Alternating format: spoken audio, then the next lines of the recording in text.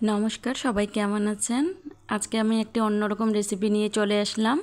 এটা হলো কচুরি রেসিপি। নামটা শুনে অবশ্যই সবাই ভাবছেন এটা কী রেসিপি। অবশ্যই জানতে হলে দেখতে হবে কী রেসিপি তৈরি করলাম। এটা অনেক পুরাতন একটা রেসিপি। আমাদের দাদিরা এই রেসিপি তৈরি করতেন আগে। এবার দেখে নিন কীভাবে তৈরি করতে হয়। এই রেসিপিটি তৈরি করার জন্য প্রথমে কাঁচা মাসকলাইয়ের ডাল আমি প্রায় 3 থেকে 4 ঘন্টা ভিজিয়ে রেখেছি। তারপর এখানে আমি কুচি করে আদা, এলাচি, দারচিনি আর শুকনো লঙ্কা, আপনারা শুকনোর গুঁড়োও ইউজ করতে পারেন, নিয়েছি। এগুলো আমি এবার পাটায় বেটে নেব। আপনারা ব্লেন্ডারও করে নিতে পারেন, আমি শিলপাটায় করে নিয়ে দেখাচ্ছি। আর এখানে শুকনো জিরা প্রায় 1 চামচের মতো নিয়ে নিয়েছি, জিরা বাটা দিব। এই যে দেখুন, একত্রে আমি সবগুলো বেটে নিব মিহি করে। এতে খুব সুন্দর একটা ফ্লেভার আসে। এই যে আমি বাটা কমপ্লিট করে আপনাদেরকে একবারে দেখাচ্ছি। দারচিনিগুলো বাটা যাচ্ছে না, সেজন্য একটু থেতো করে নিয়েছি। এই যে দেখুন, আমার বাটা হয়ে গেছে। এই যে মশলাগুলো একটা পাত্রে আমি তুলে রাখলাম। এবার আমি ওই ভিজানো ডালটা পাটায় বেটে নিচ্ছি। আপনারা ব্লেন্ডারও ব্লেন্ড করে নিতে পারেন।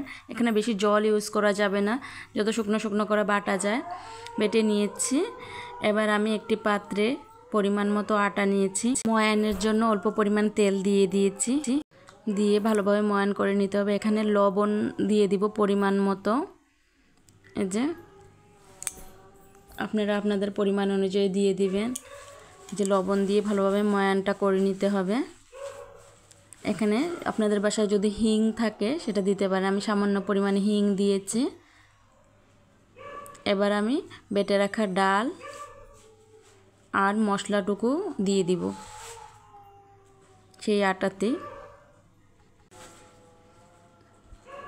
এই যে প্রথমে আমি অল্প পরিমাণে মশলা দিব, অর্ধেক দিয়েছি। যদি পরবর্তীতে মনে হয় যে আরও লাগবে তাহলে দিব। এই যে দেখুন, এবার আটার সাথে ভালোভাবে মিক্সড করে নিতে হবে ডালটাকে। আর ডালটা যদি আপনারা একটু নরম করে বাটেন তাহলে আটার পরিমাণ আর একটু বেশি লাগবে। বেশ ভালোভাবে মেখে নিতে হবে, অনেক সময় ধরে মাখতে হয়, মিশিয়ে নিতে হয় ভালোভাবে। এই যে দেখুন, মাখাটা এরকম হয়েছে আমার। এবার আমি রেখে দেব এটা প্রায় 2 থেকে 2.5 ঘন্টার জন্য, তখন খেতে খুব ভালো হয়। এই যে 2 থেকে 2.5 ঘন্টা পর আমি নিয়ে চলে আসলাম। দেখুন একটু নরম হয়ে গেছে। আপনারা ইচ্ছা করলে এটাতে একটু আটা দিয়েও মেখে নিতে পারেন, না হলে এই যে আমার মতো করে এভাবে নিয়ে আপনারা লেচি কেটে নিতে পারেন। এই যে এভাবে আমি সবকটা লেচি করে নিব। এই যে লেচি করা হয়ে গেছে। এবার আমি ছোট ছোট পুরির আকারে বেলে নিব। এদিকে আমি কড়াইয়ে তেল বসিয়ে দিচ্ছি। এই তো তেল গরম হতে থাকে, এদিকে আমার বেলাও কমপ্লিট হয়ে যাবে। এই যে দেখুন, ছোট একটা লেচি নিয়ে সামান্য আটা মাখিয়ে নিচ্ছি, আপনারা তেলও মাখিয়ে নিতে পারেন। এই যে ছোট ছোট লুচির আকারে আমি বেলে নিব। তেমন মোটাও করব না, পাতলাও করব না, লুচির আকারে বেলে নিলেই তৈরি হয়ে যাবে। এই যে দেখুন, কয়েকটা আমি বেলে দেখাচ্ছি আপনাদেরকে।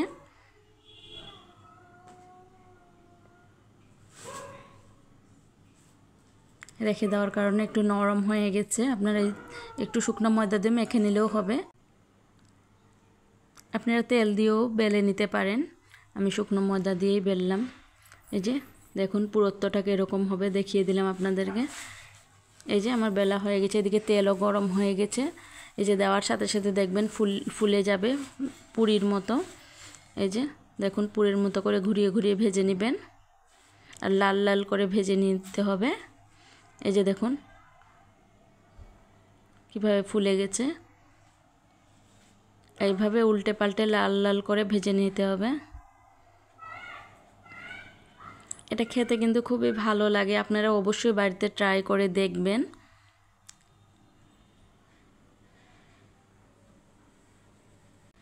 এই যে দেখুন, লাল লাল করে ভেজে নিয়েছি। এবার আমি নামিয়ে ফেলবো। দুপাশে লাল লাল করে ভেজে নিতে হবে। এই যে দেখুন, পুরির মতো করে ভেজে নিয়েছি। এভাবে একে একে আমি কয়েকটা ভেজে নিচ্ছি। এটা তৈরি করা কিন্তু খুবই সহজ এবং খেতেও ভালো। তৈরি করলে আপনারা বুঝতে পারবেন। এর স্বাদ কিন্তু খুবই দুর্দান্ত। আপনারা অবশ্যই এটা তৈরি করে বাড়িতে খাবেন।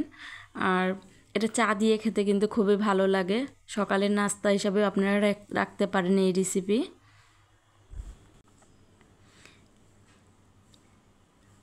এই রেসিপিতে তেমন একটা তেলও লাগে না। দেখুন আমি যে পরিমাণ তেল দিয়েছি সেই পরিমাণ তেলই আছে, তেমন একটা তেল খাচ্ছে না লুচি।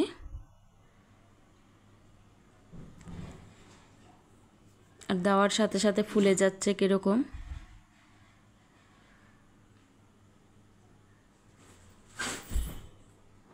এই যে দেখুন সবগুলো ভাজা আমার কমপ্লিট হয়ে গেছে।